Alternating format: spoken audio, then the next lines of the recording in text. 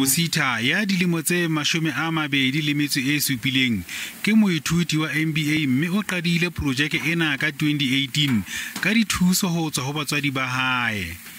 Hore o ikagetse lekaleng lena la ho fetola matlakala ho etsa disebediswa tse ntjha ka ha a hlokometse hore ha se mosebetsi o tlwaelehileng Limpopo. I realized that there's a gap. And also with the high unemployment rate, we realize that if this is something we can do to bring about a change in society, why not? And I've always been a change agent.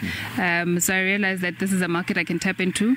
And when I did my homework, I realized that there aren't any local or rural-based buyback centers. Projeke e fetotse maphelo a ba bang ba baahi tulong ena e nang le bofutsana bo boholo. I've been looking for some time, and it's a good place.